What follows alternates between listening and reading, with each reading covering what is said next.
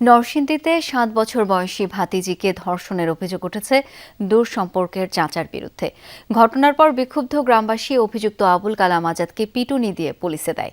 রবিবার দুপুরে সদর উপজেলার বালুশাইর এলাকায় এ ঘটনার পর মামলা হয়েছে। শিশুটিকে উদ্ধার করে হাসপাতালে ভর্তি করা হয়েছে। প্রতিদিনের মতো স্কুল শেষে বাড়ি ফিরছিল প্রথম শ্রেণী পড়ুয়া ওই শিক্ষার্থী। স্থানীয় ও স্বজনদের অভিযোগ, বাড়ির কাছে আসলে আত্মীয় আবুল কালাম আজাদ তাকে ফুসলিয়ে ঘরে নিয়ে যায়।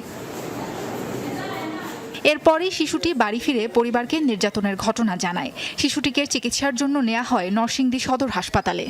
যেন আর কোনো মার সন্তান, কোনো বাপের সন্তান, মেয়ে যেন কোনো দোষিত না হতে পারে, এর জন্য আমি আদালতের কাছে আমি দু হাত ধরে অনুরোধ করছি যেন আর মৃত্যুদণ্ড হয়।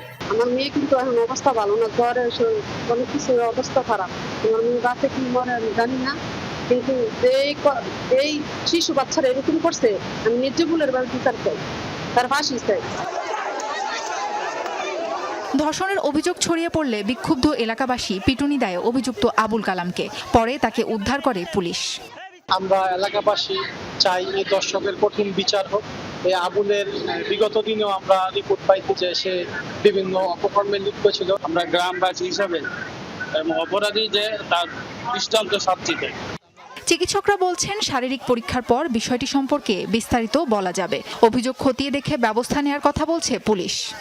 আমরা তার শারীরিক অবস্থা পরীক্ষা করলাম, পরীক্ষা আবার ঢাকায়ও হাসপাতালে ভর্তি রেখে আমরা তাকে রক্তাক্ত অবস্থায় পেলে তার মা তার বাবাকে জানায় এবং তারা দ্রুত হাসপাতালে তাকে সদর হাসপাতাল নিয়ে যায়। আমাদের পুলিশ টিম ইতিমধ্যে ওখানে পৌঁছে গেলে তো আমরা তাকে নিয়ে আসি। সে এখন থানা হাজতে আছে। এই ঘটনায় মাধবদী থানায় ধর্ষণ মামলা করেছে ভুক্তভোগী শিশুটির বাবা। সাবরিনা লিজা, যমুনা নিউজ।